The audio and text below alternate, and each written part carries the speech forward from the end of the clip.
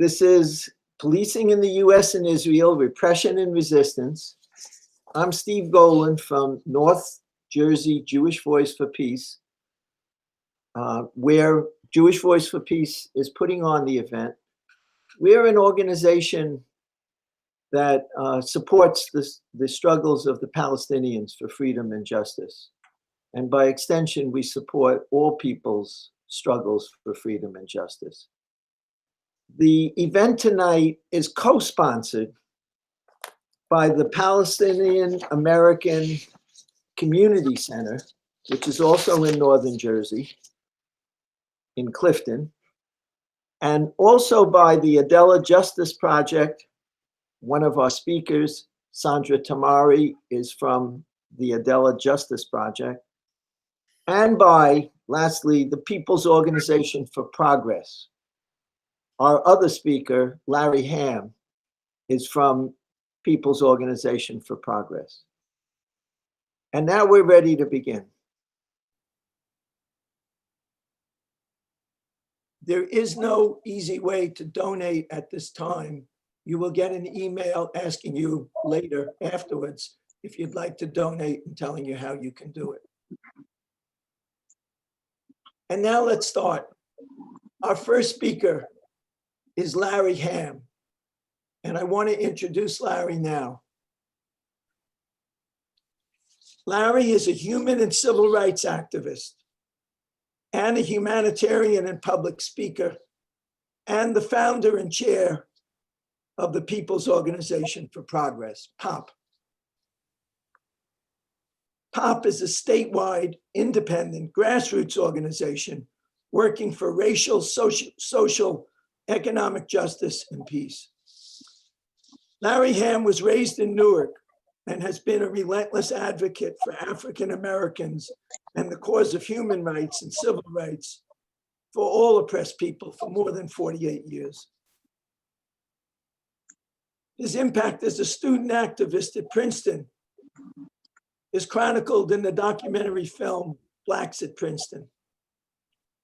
During this time, he was given the honor of addressing the UN Special Committee Against Apartheid. Currently, he has been leading POP's Justice Monday protests against police brutality at the federal building in Newark for the past 100 weeks. Our speakers are each going to speak for 20 to 25 minutes, and then we will have questions and answers. Larry, you're up. Thanks for being here. Thank you very much. And I want to thank Jewish Voices for Peace for inviting me tonight. It's really good to be here. I didn't know I was going to be the first speaker. I thought I was going to be the second speaker, ladies first. But be that as it may, I'm glad to be with you to discuss this issue of the police and policing, both with regards to Israel and the United States. And yes, the People's Organization for Progress, we too support justice for the Palestinian people, self-determination for the Palestinian people. And I'm sure there'll be more discussion on that with our second speaker. And I'd also like to put out at the very beginning that one of the connecting issues here is the relationship between police in the United States and police in Israel. And police brutality is a common problem. The police kill and brutalize African Americans and other people in the United States, and the police in Israel kill and brutalize Palestinians and other people there too. So we want an end to the police brutality. One of the connecting tissues is the fact that with regard to police training, there are and have been established relationships between police departments in cities in the United States with the police in Israel. They have sent people to the US to train police here, and the police here have sent leaders and police from the United States to Israel for training. And you know, you mentioned my involvement at Princeton University, which was ages ago, which was actually like 45 years ago when I was a student at Princeton. And at that time, you know, we were fighting against the racist apartheid regime in South Africa. We were trying to get Princeton University to divest its holdings in companies that were giving material aid, financial assistance, political assistance to the racist apartheid regime. And one of the things that we discovered at that time was the close relationship that existed between the apartheid regime and the Israeli government. And at many levels, including training for the police, training for the army, also with regard to nuclear technology. This was a big issue at that time. I think it's one of the most non-kept secrets that Israel does have nuclear weapons, did have nuclear technology, and in fact, they made that available to the South African regime. And, you know, we're here now 40 years later, and we see a similar kind of relationship between police forces in the United States and police forces in Israel. Police brutality is a historic problem in the United States. For African Americans, it's a problem as old as the police themselves.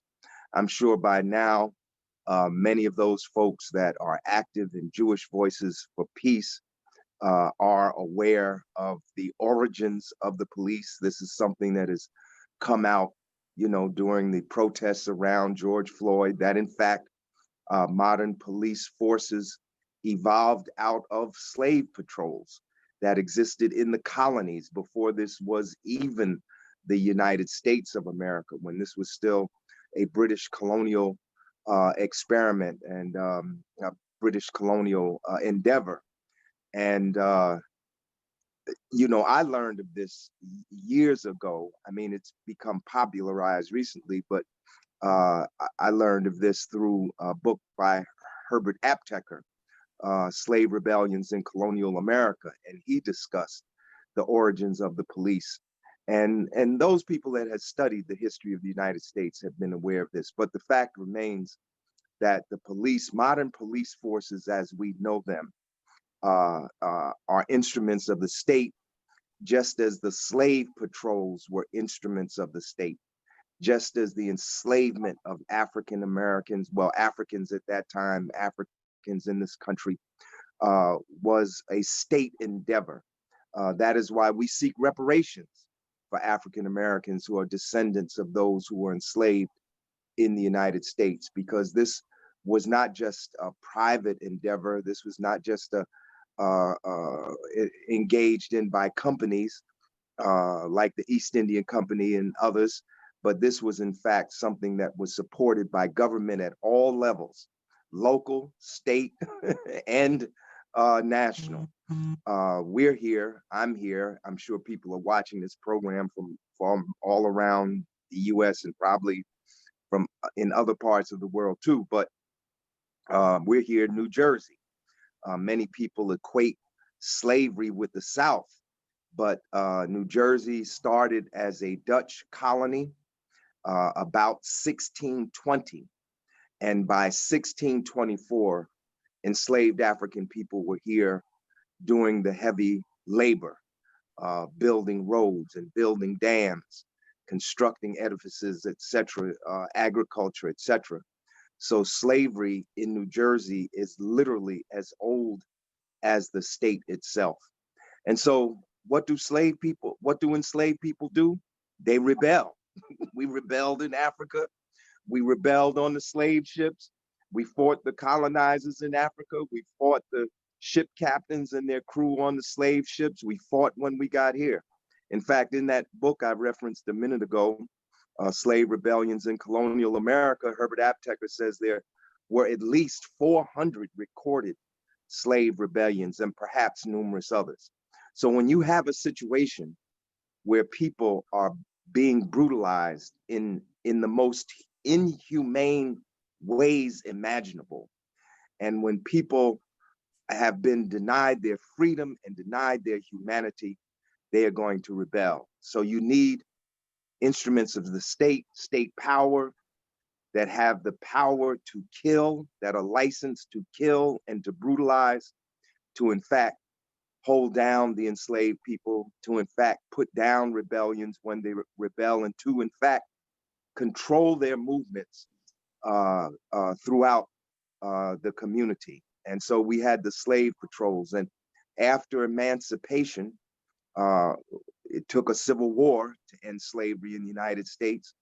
By the way, more Americans died in the Civil War than in World Wars I, II, Vietnam, and Korea combined.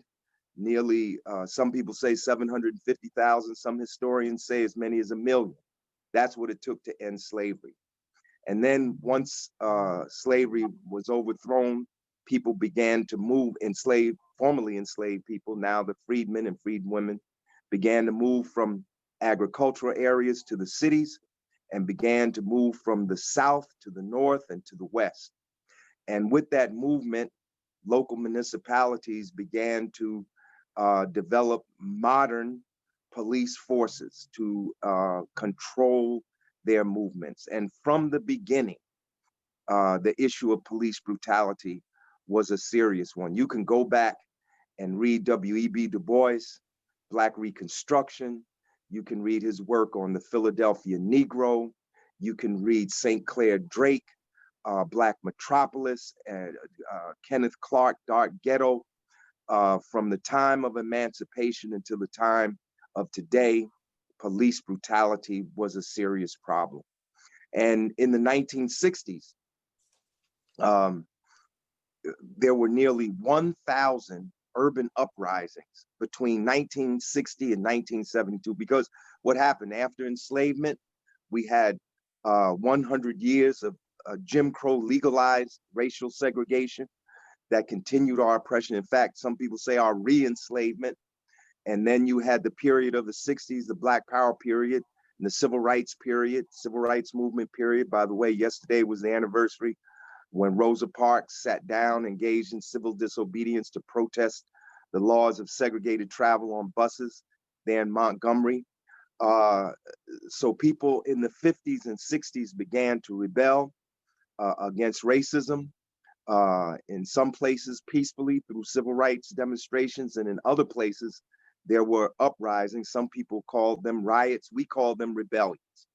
If they were simply riots, they would have been just a handful and easily put down by the police. But between 1960 and 1972, there were more than 1,000 urban uprisings, and almost every one of them was precipitated by an incident of police brutality. In Newark, New Jersey, in 1967, the people rose up against police brutality, triggered by the beating of a Black cab driver, John Smith, and people rose up. The 1,300 member police force couldn't put it down. They called in 700 state troopers. They couldn't do it. And then they called in the National Guard. I lived through that experience. I saw the Guard roll up, not just in regular vehicles, but in half-track, small tanks. We lived in 1967 under military occupation. And one of the things that has come out with regard to the recent protests against police brutality, particularly those around Michael Brown nearly 4 years ago, and George Floyd today, is the militarization of the police. And some people have said that this militarization began, after the Michael Brown uprising. But I would say that, that was just like another wave. The serious militarization of the police begins after the uprisings of the 1960s, when it was clear that local police forces by themselves could not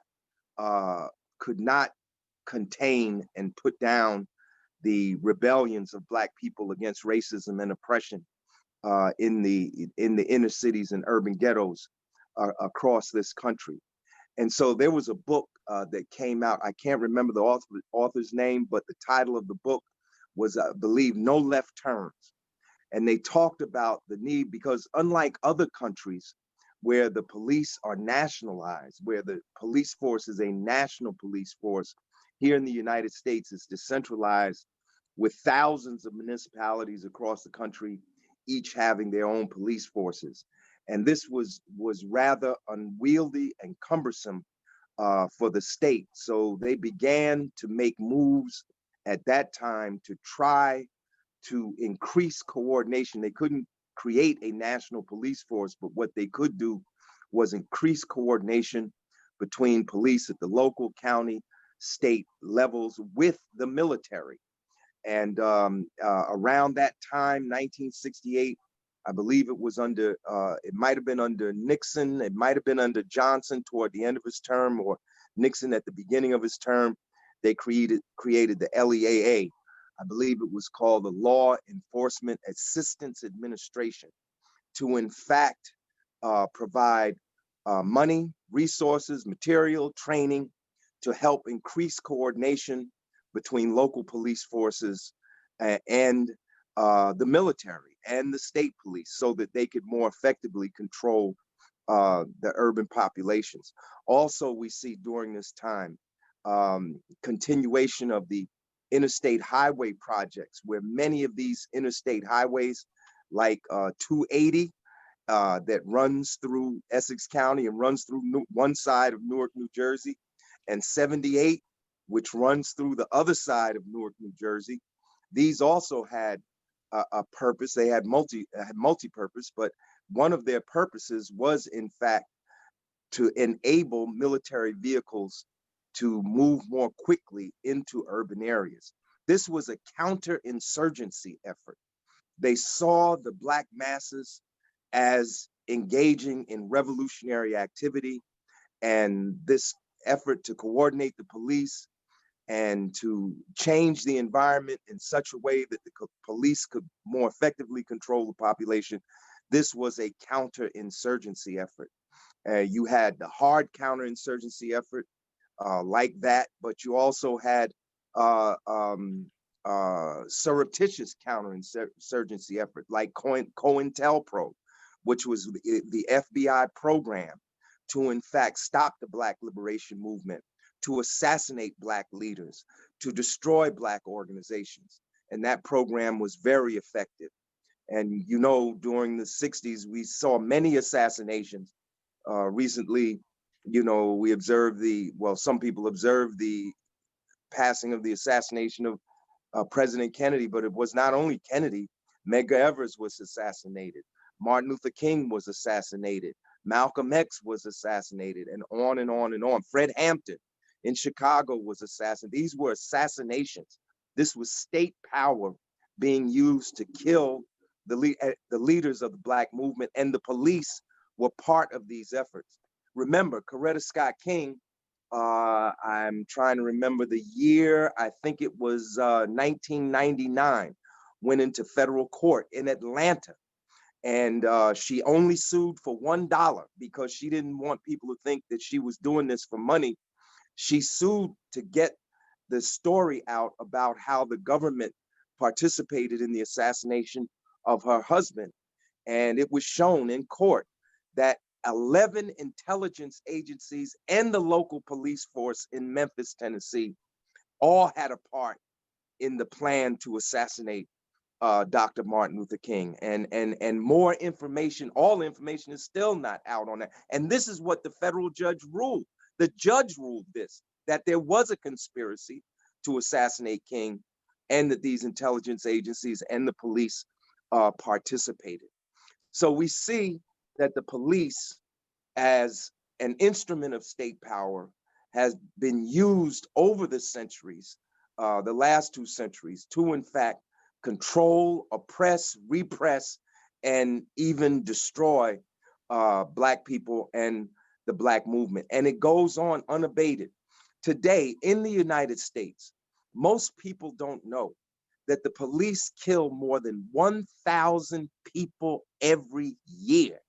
Every year, like clockwork. I couldn't believe it when I first started looking at the statistics on this. It's almost like they had a quota.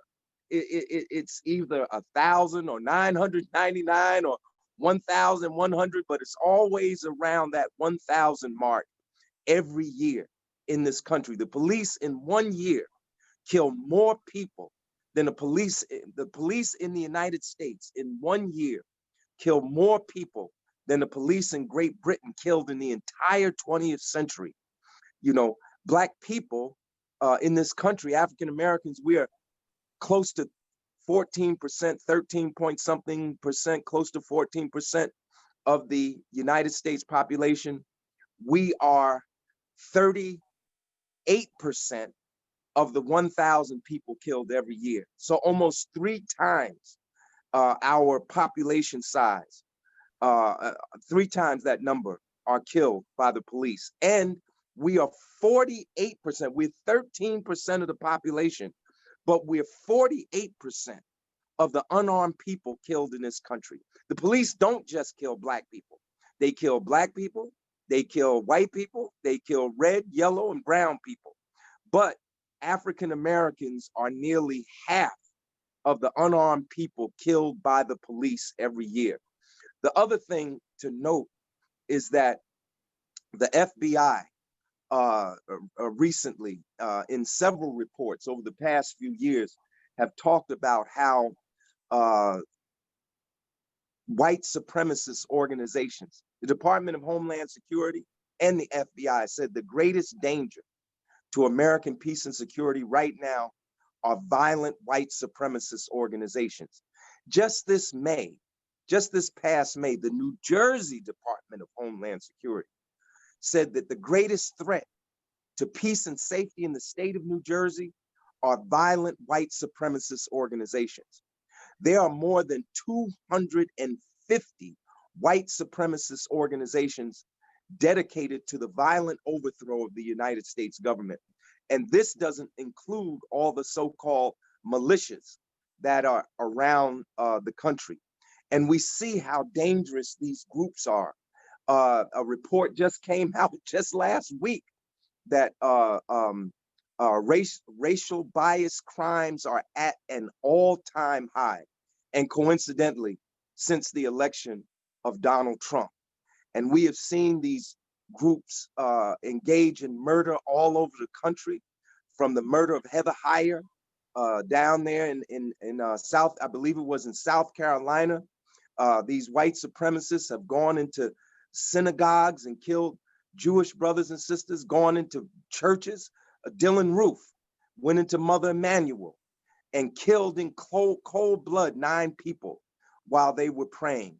White supremacists have gone into synagogues in Pennsylvania and in California and killed people. They've gone into department stores in Texas, killed Latino brothers and sisters. They've gone into mosques and killed Muslim brothers and sisters at an all-time high. But here's the problem.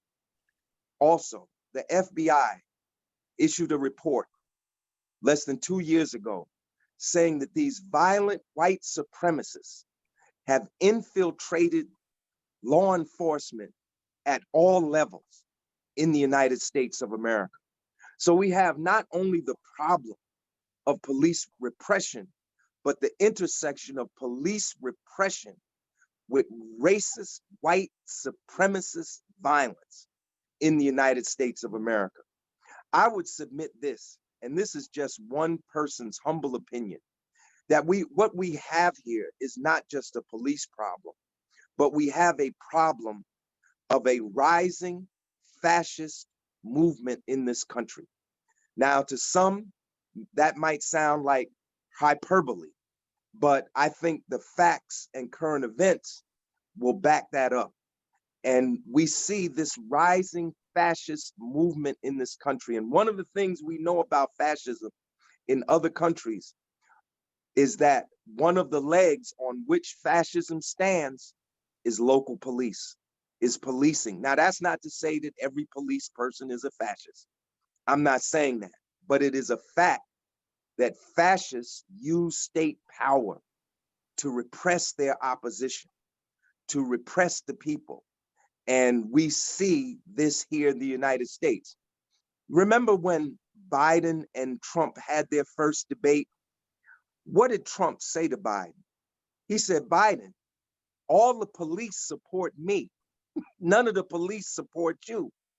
And in that rare instance, Donald Trump was telling the truth. A person who, according to the Washington Post, has told more than 20,000 lies, during the course of his presidency. I don't even know how you tell 20,000 lies. He must be the father of lies. But the fact remains, in 2016, in Donald Trump's first campaign, he was endorsed by the Ku Klux Klan, and he was endorsed by the 355,000 member Fraternal Order of Police. In his second campaign, he was endorsed by the 355,000 member Fraternal Order of Police. He was endorsed by the New Jersey Police Benevolent Association, and he was endorsed by the National Association of Police Organizations, which is like the police supervisory organizations. I mean, I don't think it's any small thing that the police had decided to align themselves with probably the most racist and maybe the most reactionary president we've had in our lifetime, maybe even in the contemporary period. I won't say the entire United States history, because seven of the first ones were slaveholders. So, but certainly in the contemporary era, he's certainly one of the most reactionary and racist presidents, and the police aligned themselves with him. As a reward to the police, after they endorsed his first campaign, what did he do? He appointed the unrepentant racist Jefferson Beauregard Sessions, who had been a senator in Georgia. He made him the head of the Justice Department. And what was his first order of business? You probably remember this. The first day after he was appointed, he said the Justice Department is not going to interfere with local policing. That was a signal to the police that they can do what they want. Furthermore, he said they were not going to implement any more consent decrees. Those are agreements that municipalities enter into to reform their police. They were not going to enter into any more consent decrees, and they were going to bring current consent decrees under review. So much for whatever the federal government was going to do about the police. How am I doing in terms of time? I don't want to go much. You should wind up now, Larry. I should wind up? Okay, I'll wind it up. So the question is, what should we do about this police problem? First of all, the good news is that we had a massive outpouring of people this summer. Probably more demonstrations, more people participated in demonstrations against police brutality than ever before in the history of the United States this summer. In response, it was unfortunate that it was in the response to the murder of George Floyd, and probably so many people participated because they saw George Floyd's murder in real time. But people came out in massive numbers. People need to stay in the streets. The police who killed George Floyd, they haven't gone to trial yet. The police that killed Breonna Taylor, they haven't gone to trial yet. The retired policeman that killed Ahmaud Arbery, he hasn't gone to trial yet. What has changed? Nothing really has changed since then. So these police, we need to keep the demonstrations in the streets. People need to return to the streets. The great danger, I'm glad Trump was defeated. I supported the defeat of Trump. I called for the defeat of Trump. People's Organization for Progress marched every year against Trump. We marched against him before he was elected. We marched against him this year. But my fear is that because Trump is gone, people think that, they should return to business as usual. That would be the worst possible thing we could do. We must return to the streets after Biden takes office in January. We must have community control of the police. The primary problem is a question of power. The police have become a power unto themselves.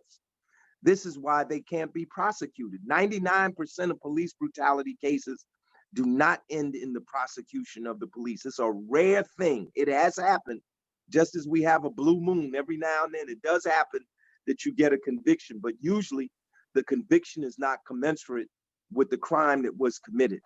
We need community control. Every community should have some type of police review board or civilian oversight. And I'm gonna end just with this in a minute. There are nearly 800,000 sworn police officers in the United States. The only country that has more police officers than United States of America is the People's Republic of China. But the People's Republic of China has 4 times the size of the population of the United States. We actually have more police people per capita of the population. This is a great danger, brothers and sisters. It's not just Black communities that need police review board and community controls of the police. Every community needs police review boards or some type of civilian oversight mechanism and community control of police. We need a national standard on the use of excessive force.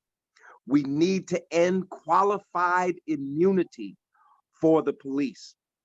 Now, in New Jersey, we just got body cams. The governor signed a law saying all the municipalities have to have body cams, but they didn't appropriate any money. And many municipalities don't have the money. So we got to get, if you say we got to have body cams, then the state needs to put up the money so that people will have body cams. And in recognition of George Floyd, every municipality should ban and outlaw chokeholds and any type of stranglehold restraints. And in honor of Breonna Taylor, every community should pass resolutions against no-knock warrants. Now, there are many other things, but I don't want to be a bad guest. So I'm going to end right now and sit back and listen to our next guest. Thank you so much, Larry. Larry just proved, as you heard, that there's no conflict between being crystal clear and passionate. Thank you. Our next speaker is Sandra Tamari. Sandra is a Palestinian American organizer. She's executive director of Adala Justice Project. Earlier, Sandra worked for 10 years in higher education as an immigration specialist. And before that, as a senior program manager for Mid-East. She was also assistant director of Georgetown University's Center for Contemporary Arab Studies and a grant writer researcher for Al Jannah, the Arab Resource Center for Popular Arts in Beirut. Sandra is a co-founder of the St. Louis Palestine Solidarity Committee. She was co-chair of the steering committee for the U.S. Campaign for Palestinian Rights from 2015 to 2018. Mike Brown's murder in August 2014 greatly affected Sandra's work. Since then, she is focused on building joint liberation efforts between Palestinians and Black communities. And she was a lead organizer of the Palestinian contingent to Ferguson in October 2014. Sandra, you're up. Thank you, Steve. Thank you, everyone. Larry, thank you for that amazing history lesson and call to action. I'm inspired, and I hope I can follow on and give us some more to think about how these systems that Larry so beautifully described really spread beyond our own borders, and how U.S. imperialism, U.S. foreign policy, comes back as part of the plan. Just to build on the introduction, thank you, Steve. I am based here in St. Louis. I'm a Palestinian who was born in the US. When I was a young person, many moons ago, I went to Palestine for the first time during the first Intifada, the first Palestinian. Well, it's named the first Intifada, but it wasn't the first rebellion among Palestinians, but known as the first Intifada, which happened from 1987 to about 1993. I was there right in the middle of that uprising. And that uprising was really inspiring and beautiful, and really provided me with my political education, seeing the political unity, the organizing, the mutual aid that has become so popularized and resurgent during this pandemic, seeing the women leaders. And from that moment on, my whole life has been to support the work of that resistance and resistance like it. So when the Ferguson Rebellion happened here in just down the street from where I live back in 2014, as many of you will recall, that was the same summer that Gaza was being assaulted yet again by Israel, where over 2,000 Palestinians in Gaza were killed by aerial bombs and military incursions into Gaza from every side, from the air, from the land, from the sea. And my emotional state was already in a difficult place. My heart was broken watching that unfold, and not seeing the world community really pay any attention to it. When that Saturday morning, August 9th, 2014, the day that Michael Brown was assassinated, an extrajudicial killing by police as he was walking down the street. There was reports on Twitter that a young man was bleeding out in the street, and people had gathered, and the police were preventing anyone from getting near him.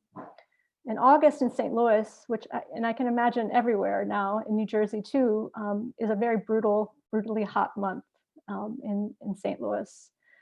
So to imagine, we were hearing reports that this person's mother was trying to get to him and was unable to get there. They left the body to bleed out for 4.5 hours. We didn't know his name, but already before we knew the details of what had happened, the dehumanization campaign began. Already we were hearing, oh, he pulled a gun on the officer.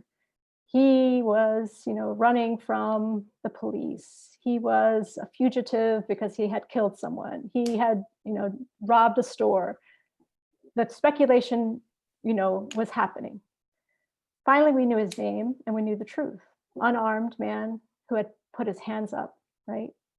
Trying to avoid the killer cop. And that was, I think, the moment that my whole orientation to organizing changed fundamentally. And I knew that the work that I was doing to end the violence, state violence in Israel against my people, had to extend broader. And I had to think about systems in a different way. What Israel does is not unique and not exceptional. And what Palestinians experience is not exceptional. And so we don't have to go very far in our own neighborhoods here in the US to find Gaza. So I think that's one of the lessons that I've learned from this new reawakening, this resurgence of Black Palestinian solidarity. One of the pillars of the US and Israel, who are both settler colonial states that rely on division and racial discrimination, is this racial profiling. When I tried to return to Palestine in 2012, I was stopped at the airport and asked questions like, what is your father's name? What is your grandfather's name? And when I answered those questions with those Arab names, I was pulled aside into what is known to Palestinians as the Palestinian room or the brown room, where other people of color are pulled in, and spent 8 hours being interrogated 5 different times. I was able to call the US Embassy and tell them I was being held. And when I got the call back, the first question that the officer asked me is, "Are you Jewish?" And when I answered no, they said, "Well, there's nothing we can do to help you." Now, I'll remind you, I'm a US citizen. I'll remind you I was born in the US. and this is the kind of racial profiling, right, that the US has adopted. The same logic of discrimination that Israel implements among Palestinians. And so I think it's important for us to dig into that a little bit and to understand why that happens. So I want to talk about Palestine as an abolitionist struggle. We've heard this word, it's become popularized, as Larry said, about different words, which is exciting, right? That's the beauty of the political education moment that rebellions provide. But there's an abolitionist struggle that's happening now, abolition of the prison industrial complex. And what I would say is that Palestinians have always viewed their struggle as an abolitionist struggle. There's no confusion among Palestinians that there's any reform of Zionism. There's no illusion among Palestinians that there can be a reform of a state system that calls for your complete erasure, calls for your complete annihilation. Palestinians don't necessarily use the term annihilation, but we understand it. We understand that every part of the system, every part of Zionism has to be dismantled for there to be true justice for Palestinians. Dismantling Zionism, of course, all of you who are members of JVP know that that doesn't mean an erasure of the Jewish people from the land of Palestine. What it does mean, though, that there has to be a decolonization of the land. And that requires the way that abolitionists talk about this notion here in the US, it requires a change in thinking and a change in our relationships with one another. And that we absolutely have a pathway to practice, that we have to practice daily of dealing with each other in new ways. So when people say defund the police, they're not just talking about chaos and anarchy and crime, and they're talking about a new way of being in the world. And so, what is the visionary, what is the new vision of the future that we can bring in a call to end Zionism? As you know, Zionism is a political ideology that created the Jewish supremacist state of Israel in Palestine and led to the beginnings of the Nakba, the destruction of over 500 Palestinian villages, the forced displacement of 750,000 Palestinians from their homes. And it's driven by the logic of elimination. To have a new population come in and take over the land means that indigenous population has to be erased, has to be eliminated. And that process continues to this day. Edward Said wrote about Zionism in a really beautiful essay, Zionism from the Standpoint of Its Victims, in 1979. What does the Palestinian think as he watches Zionism described today? Zionism appeared to be an uncompromising, exclusionary, discriminatory colonialist praxis. It has been impossible for Palestinians to see Zionism as anything except an ideology and a practice of keeping them imprisoned. So what Palestine teaches us is that carceral systems are not limited to prisons and policing. They are central, but they are only part of a greater picture. We have other systems such as surveillance, racial profiling, and of course, the fencing off of territories, which has been perfected in Gaza. Most extreme and a violent expression of Zionism today, where you have 1.8 million Palestinians living in 360 square kilometers, a ghetto, really, a large prison. And the reason that Palestinians today are imprisoned is because their return to their ancestral villages threatens Israel demographically. Too many of the wrong kinds of people. this absolutely should be a moral crisis for the world, but security arguments such as terrorism are put forth by Israel and are accepted by the world. Just this past summer, 5 days after the murder of George Floyd, on May 30th, 2020, Israeli police killed a Palestinian autistic man, 32 years old, Iyad al-Halak. He was in Jerusalem on his way to his school. He was asked to stop at a checkpoint. A checkpoint is another system of control, many of them throughout the West Bank and in Jerusalem. Jerusalem being one of the most surveilled cities in the entire world, cameras everywhere, checkpoints everywhere. He was ordered to stop by officers, and he didn't understand. He was confused. He tried to pull his cell phone out of his pocket. The police say they thought it was a gun. They chased him. 7 shots were fired at him, and he died on the streets there. His family, of course, is looking for justice. There's very little justice in a system that's designed to erase you. And one of the most curious things about his case, I mean, because unfortunately, this kind of tragedy is a daily occurrence in Palestine. There are cameras, as I said, everywhere in the city. Back in 1999, Israeli police contracted with a technology company to establish a program called Mabat 2000, which set up hundreds of cameras in the old city, which we know is a flashpoint and a really difficult place of contention and violence. And what the lawyers of the family of Iyad Halak tried to do was get the surveillance camera footage from the murder to be able to show what had happened. And the government, the state, claimed that the cameras weren't working.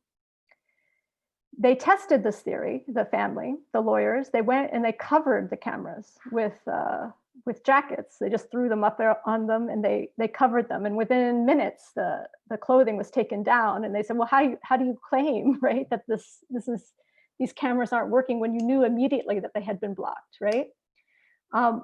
So obviously, the surveillance works only in one direction. So they know exactly what happened. They refuse to take responsibility for it. But to show you that, also to say that these types of surveillance systems that Israel is exporting has the most surveillance, companies in the world per capita. They're being imported back to the U.S. Here in St. Louis, there's a proposal for a fusion center. These are, police centers where they can coordinate with the FBI, with ICE, with different agencies, and they have video cameras throughout the city that they can come together, and under the idea of crime prevention or surveillance, they're using it as another tool of control and domination over unwanted populations. So, going back to my original thesis of, we have to understand that these problems don't have borders, and our racial justice struggles should have no borders. Also, it's important for us to recognize that there's a really purposeful agenda at play here, where the state, the US and in Israel, want to draw a hard line between what's happening here and what's happening there. And in the US, they want to draw a hard line between policing and military operations outside the border of the US. It's an effective strategy to divide us and to keep us confused and to prevent us from joining together in liberation work, collective liberation work. But however, it's important for us to remember that from the moment that in this country, the US government completed its territorial conquest to the Pacific coast, it began looking for overseas ventures, for new land and people to control and to capitalize from. So our foreign policy is simply an extension of domestic policy. Remember that when that more than half of federal discretionary spending is designated for the military, for defense. So more than half of the money that we pay into our tax coffers is designated for the military. But when you look at municipal budgets, it's the same percentage. In most cities, it's between 30 to 50% of municipal budgets go directly to policing. So these are the priorities at both the municipal and the federal level. And maintaining law and order at home and abroad is a critical priority for capitalists, for the elites of this country. The threat of liberation is a threat to all in their minds. And the repression of one is lessons for the repression of all. I'll say that again. The threat of liberation to one is a threat to all. And the repression of one is lessons for the repression of all. So they're learning from each other. They're studying these systems. And as Larry, correctly analyzed, militarization of the police started happening in the 60s. What happened is that we were at war in Vietnam, and we were using really, really horrible technologies to put down people's movements there. And the police were like, we don't have that kind of equipment. We need it. We're fighting battles. The Watts riots in LA were the place where they tested a lot of this technology, and they brought it back. And from the 60s onward, we've seen an increased militarization of policing in the US. We have the 1033 program, which is a program that allows excess military equipment to come back to police departments, started in 1997. That's why when the Ferguson Rebellion happened, we saw every technology that's used in the military arenas in Iraq, Afghanistan, the Hummer vehicles, the tanks, the kinds of the tear gas, the noise machines, the skunk gas, this kind of thing all came back. And all of this is done under, the promise of security. So it changes. It depends on the season. It was the war on drugs at one point. It was the war against communism prior to that, but now it's the war on terror, used to justify, militarized responses to all kinds of issues. We saw, just this summer also the launch of Operation Legend, used to crack down on, anarchists, right? Anarchist forces and protect federal buildings. So, there's always going to be the boogeyman. There's always going to be a reason for this militarization. The frameworks create fictionalized enemies so that they can sell the lie to us that we need this technology. And one of the ways too that they avoid transparency and control is that they seek private funding of the training and equipment. For example, here a private funder has offered to pay for a trial run of drone surveillance of the city for 2 years. This is a way to bypass, a vote within the city council. The budget will, the city budget doesn't have to be used for it. So a private billionaire can come in and fund it, and then 2 years down the road, the city can say, well, we need it. We absolutely need it. Look at what it's done. And this is the same way that the ADL and other, organizations have been providing private funding for training of the U.S. police with little to no accountability. So we have work ahead of us. I'll echo the analysis that we have a lot of work ahead of us. Yes, the defeat of Trump was an important victory, but Biden told his donors, his billionaire donors, that, quote, nothing will fundamentally change, and he meant it. Right before the election, when Biden was predicted to win, the president of Raytheon Technologies said there was no reason to be alarmed with Joe Biden as president because military spending would continue as the same rate. He said, I think it's ridiculous to think that he's going to cut spending on the military. That's a bipartisan issue. So we can't be complacent. What I would remind us is that abolition organizing is Palestine work. If we are fighting the front against police brutality, we're fighting the front of Palestinian liberation. And when Black and Indigenous people in the US win, I absolutely believe that Palestinians win. We all win. So thank you. Look forward to the conversation. Thank you, Sandra, so much. And we do we do have some time for questions, like a half hour. There is on the bottom of your computer a place where it says participants. And if you click that on, you will see a place for you to raise your hand, to click the hand button at the bottom of the participant thing. If you bring it up, I hope I'm explaining this right. David, can you explain it more clearly? You did well. You have 3 people with their hands up already. David Surrey of another member of Jewish Voice for Peace, like I am, is going to see who raises their hands first, and you'll be the ones who will get to ask questions. Please keep your questions brief so we can get to a few people and we can hear what Larry and Sandra say in response to your questions. Okay, so could you raise your hands one more time? It seemed to have bounced out. You were there a second ago.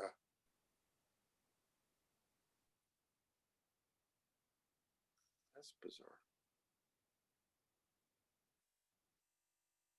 Okay, I saw your faces there a second ago. Okay, we're gonna, I guess, switch to chat because I saw the hands up. So let me just do that. We'll do it in chat and I'll just monitor it as it comes and call on them. So chat is now open.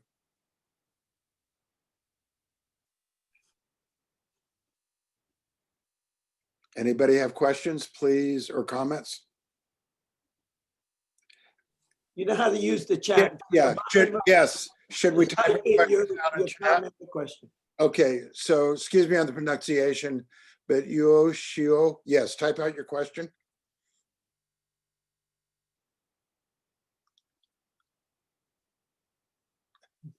Okay, the first question is ADL is funding. Please say more. Yeah, Sandra, it sounds like that's for you. sure. Yeah, the Anti-Defamation League is very proud, actually, of its training of U.S. police, both in Israel and with Israeli police that come to the U.S. or Israeli, defense forces. There's a very active campaign to expose that and to try to push ADL out of progressive coalitions. They tout themselves as being, an anti-hate group, but what they do is that they hide behind this facade of fighting discrimination to support all policies that Israel supports. There's a lot more information at stoptheadl.org. I'll just say at the height of the Ferguson protest, the ADL awarded the St. Louis police with a humanitarian award. That just gives you a sense of where their loyalties are at. Okay.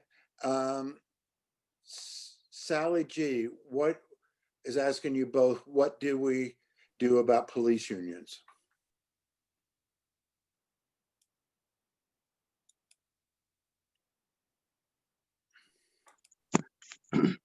Well, we have to do something about the unions because they are the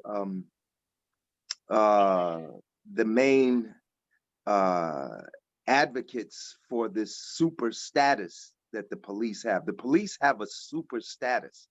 That is, if they go out and commit a murder, if they kill an unarmed civilian, they do not have to worry about prosecution to the same degree that an average citizen, because they have federal laws, state laws. Like recently, legislation was passed to further strengthen the super status of police by making an attack on the police a hate crime. This is just one more brick in the wall that, you know, surrounds the police and protects them from prosecution. So this is a struggle that will have to be carried out primarily, well, not primarily, not exclusively, but certainly at the local level. Most recently, for instance, in Newark, New Jersey, for half a century, the people of Newark wanted a police review board. Then finally, Ras Baraka was elected in 2014, and within a year, through an executive order, he created a police review board, and the following year, the municipal council codified it in law. Once the city council did that, the police union, Fraternal Order of Police Lodge number 12 in Newark, went into court to stop the police review board on the premise that the city did not have the power to bestow subpoena power on the police review board. They won at the Superior Court level. The city won at the appellate court level, but the police fought up to the state Supreme Court. And in August, the state Supreme Court ruled that Newark could have a police review board, but it couldn't have subpoena power. So you see, the police are not just a paramilitary force. They are a political force. They support candidates for office. They oppose candidates for office. They lobby for laws to work in their favor. And to fight this, we have to confront them. On the 22nd of October, the People's Organization for Progress, we led a protest at the Fraternal Order of Police headquarters, Lodge number 12 on McCarter Highway in Newark. And we're going to continue to demonstrate against them until we finally get this situation overturned. The struggle for subpoena power for the review board in Newark is now going on in the state legislature. Assemblywoman Angela McKnight from Jersey City is putting forward legislation to, in fact, enable municipalities to create review boards that will have subpoena power. So it's a multi-dimensional struggle. The struggle against the police unions will have to be carried out at the local level. The city councils and the community are going to have to struggle to take some of those provisions that are in police contracts. It's not just the law, it's their contracts that give them this extra protection. For instance, there's the 48-hour rule. A police officer doesn't even have to give an account for what happened for 48 hours. You know, I mean, there are many things in their contract that they have abrogated to themselves that should, in fact, be the authority of the municipality and not the authority of the police. So we have to carry out some very precise and targeted struggles against the union to, in fact, get that power back to municipalities and then get civilian oversight of the police. Thank you. Rod Bloom for Sandra. Do you work with any Israeli groups? So the Adalah Justice Project is a Palestinian organization based here in the US, but our origin story goes back to Israel. We're the outgrowth of the US work of Adalah, the Legal Center for Arab Minority Rights in Israel. Based in Israel, representing Palestinians who are citizens of Israel, represent 20% of the citizenry of the state. So, you know, obviously we have relationships inside Israel and we work with those groups. We work with groups who are committed to resisting, you know, the state's discrimination. There are very few of those Israeli groups, unfortunately. But yes, of course, we do work with the ones who are committed to a restructuring, a decolonization process in the land. Thank you. Terry Corso asked, are there, for either of you, I guess, are there other police organizations in the US who we can work with about this situation? I think that's Well, I'm not muted, am I? You can hear me, No, right? you're not muted, but something's wrong with your mic, but we could hear you sort of. Oh, boy. All right. I'll let the other panelists go. I'm going to come out and come back in so I can get Okay. clarity. All right. Okay, so Sandra, do you want to start? I'm sorry, was the question what other organizations can Are we? there police organizations that you can work with? The question's a little parallel to the questions about working with any Israeli groups. Are there any police organizations that it's possible to work with? Yeah, I mean, I do not know of any, and that wouldn't be my tactic, my tact in approaching the work. That seems to me to be like the ADL approach, right? They want to put like a rainbow flag on police cars, or they want to like teach them about,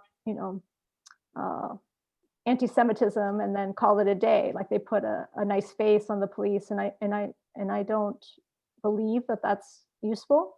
I don't think that there's reform. As I said, I'm an abolitionist, and I believe that, police need to be defunded, and we don't need to be putting more energy, more funding, or strengthening their power in any way. So my goal is to end policing in this country, certainly the way it's done today.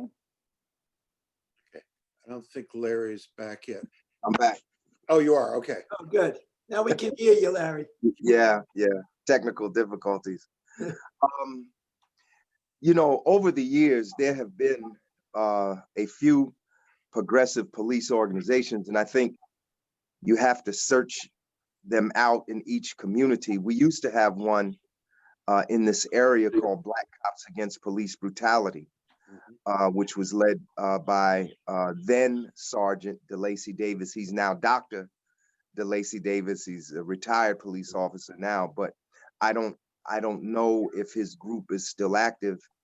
There are some police officers, individuals who are very progressive. That former police chief in Seattle, Stamper, has put out, I think, 2 books on reforming the police. But I think for the most part, people have to build strong organizations. Reforming the police is going to be one of the toughest things. I mean, I'm for defunding the police. I'm for abolition of the police. But, those are long-term projects. And in the meantime, for the foreseeable future, we're going to have police. And if we can reform them, we should. I just want to give a little example, right? I had mentioned that in Newark, we fought for a police review board. Mayor Baraka established it. The city council made it permanent. The police went to court and got the court to take away the subpoena power. Now we're fighting in the legislature. But one of the reasons that Mayor Baraka went forward with implementing the police review board was because Newark was brought under a consent decree. The police in Newark were so bad that the ACLU reached out to the Justice Department. Justice Department came in and did an investigation, and they put Newark under a consent decree and under a federal monitor. I'm speaking anecdotally now. I don't have hard statistics in front of me, but just from an anecdotal point of view, with the election of the new mayor and the consent decree and the federal monitor, it appears that the number of police brutality cases has declined. I'm not saying there isn't any police brutality or there aren't any problems with the police. I'm not saying that. But I am saying that it's not at the level it was, say, 8 or 9 years ago. So just the mere fact that the Justice Department came in, did have some effect. So, things can be done to ameliorate the situation, but the best antidote to police brutality is the organized and mobilized people. I don't care how much legislation you pass, how many regulations you change. If you don't have public pressure for an end to police brutality, murder of unarmed civilians, violation of constitutional rights, the law will just be ignored. Now the hand raise function is working, so I'm going to call on people in order that they raise their hands, starting with Janine. Unmute yourself. Hi, thank you for joining us. I really appreciate this talk, and I learned so much that I'm a college student and we don't get taught this stuff, right? So I'm really happy that I got to sit for this talk. My question was, are there any similarities in tactics between when policing Palestinians and policing particularly Black Americans here in the United States? For example, like the image of the police officer with his knee on George Floyd's neck is an image we see a lot from the Palestinian side. That's for either of you. Ladies We've first. got questions especially for Sandra. Thank you, Larry. Sure. Hi, Janine. I'm glad you're here. Yeah, I mean, obviously, there's a lot of, like I said, repression is learned, and they do compare notes, and the training happens. It's not just Israel and the U.S., but authoritarian regimes around the globe are trading tactics. Israel is claims that it has the best technology that's been tested and tried and tested on Palestinians in crowd control. So here in Ferguson, we saw that kind of this. Obviously, tear gas is an important tool in this. Kettling, which you've seen maybe in some news stories where they force people into circles and they trap them to do mass arrest. That happened here in St. Louis. That happens in Palestine too during demonstrations. And then one of the things that we have exported to Israel is stop and frisk, which those of you in the New York area certainly know about. Stop and frisk was a program that Israel adopted, and you see lots of pictures of that kind of frisking of young Palestinian men, usually in the city, especially in Jerusalem. So there's lots of back and forth, but it's whatever tactics will repress and keep rebellions down. I agree with everything Sandra said. That might be a wise decision. Carol Strauss, I gotta unmute you. Carol Strauss, you gotta unmute yourself now. You're still muted. Okay, go ahead. I didn't know that I had my hand up. Okay. From long ago I did. So no, I'm listening. I don't have a specific question. If there's somebody else in the line here. Sally G. Sally? Yeah, I've lost track. I guess the concern is I watched the Ferguson happen online. I watched North Dakota and Standing Rock and thinking, how can this be happening in my country? And yet it is, and it has been, and all of us are more aware of it now. And the fusion centers, you mentioned another one popping up there. How do we break this? How do we, not in my name, damn it. Yeah. I think the way to break it was foreshadowed by this summer. This summer was a magnificent wave of protests. I'm 66 years old. I'll be 67 in a couple of weeks. On the 24th of December, I'll be 67. I never saw anything like I saw this summer. You couldn't have paid me to believe that some of the towns that had Black Lives Matter demonstrations would have had them. I mean, these towns that you never saw protests in. Usually if I tell you there's going to be a protest in Newark, you say, yeah, usually. Patterson, yeah, usually, and so forth. But all these little towns in Essex County, in Montclair, they had 3 demonstrations that had more than 1,000 people each. And I'm telling you, the police backed up. They did. Now, they didn't, the backup wasn't in terms of legislation or policy, but they backed up in terms of their political power. They were backed up. They were on the defensive. They were on their heels. And in fact, in a lot of these towns, the elected officials had to join the protest because they knew if they didn't join the protest, they would be looked at suspiciously, and some of them got in front. Even in some towns, some of the police got in the protest. So they had to back up. So the way forward is to continue in various forms, not just in the streets, but in various forms, this kind of mass rejection of police, murder of unarmed civilians, use of excessive force, violation of constitutional rights, false arrests, discriminatory police tactics like stop and frisk, that this is totally unacceptable. Is unacceptable regardless who is the president.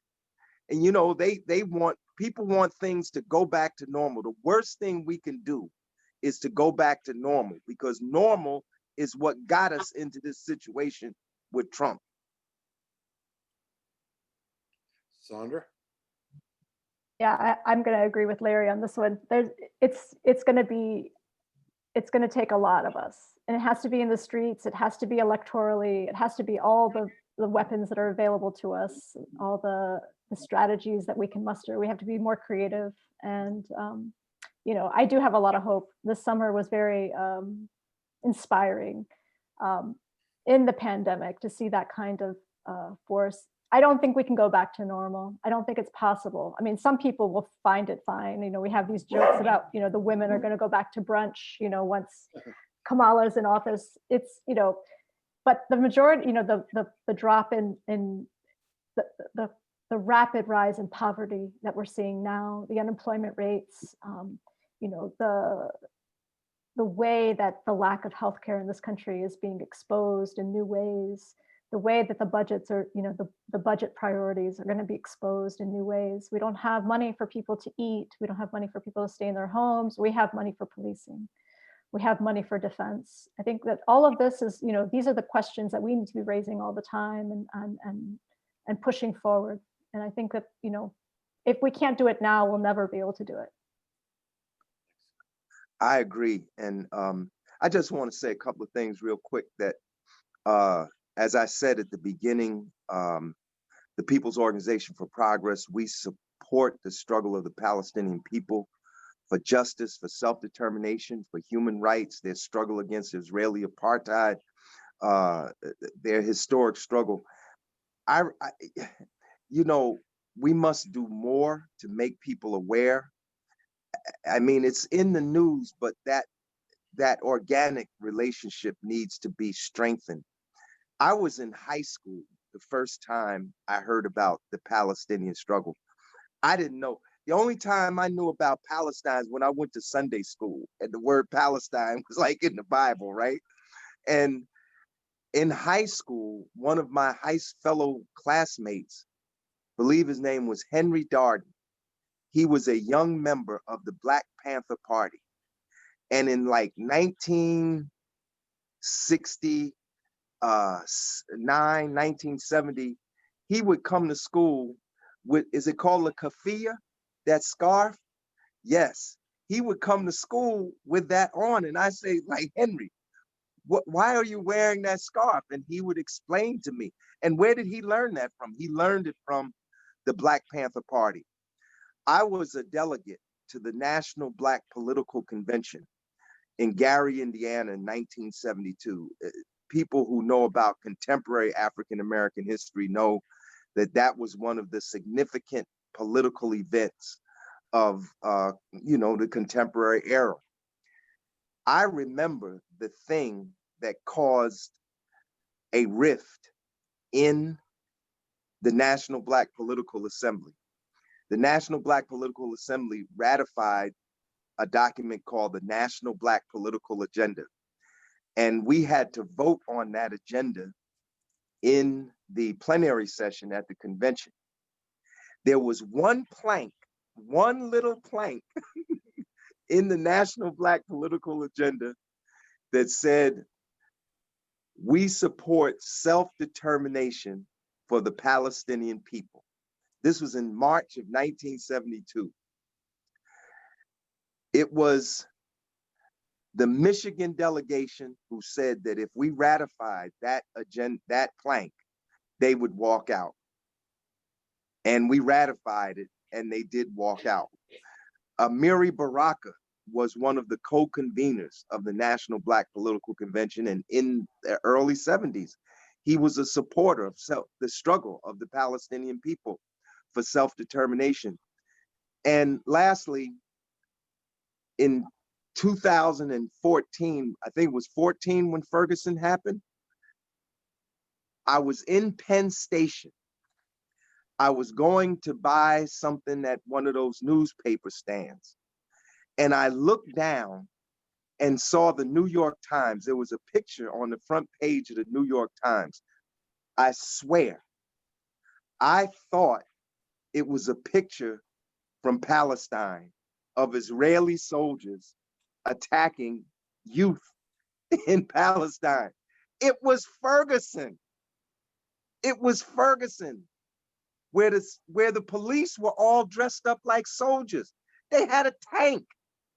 Where they get the tank from? From the 1033 program that Sandra mentioned earlier.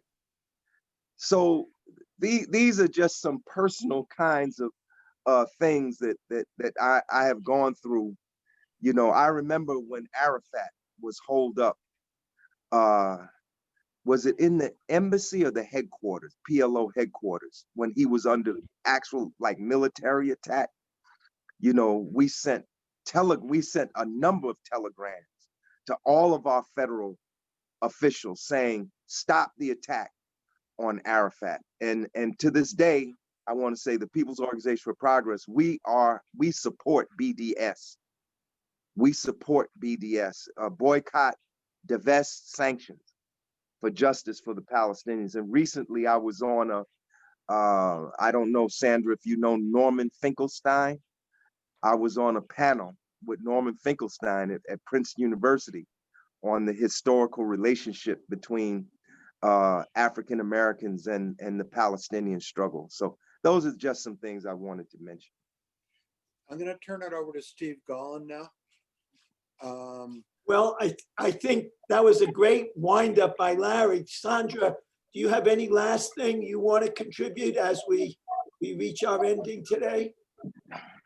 You know, I think we've touched on so much. I just want to say thank you again. I appreciate everyone's commitment, right, to our collective liberation.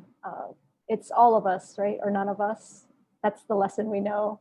And I look forward to seeing you all in the streets when it's safe. Let's do it. I think one of the special things tonight, which our speakers embodied, was hearing from the Palestinian struggle and the Black struggle side by side and seeing the interconnections. We're all vaguely aware of that, but spending a whole evening looking at that, the parallels and the connections, and the connections between the police brutality in both cases, I think that made this a very special event. Thanks, everybody. Thank you. Thank you. A pleasure to be with you all.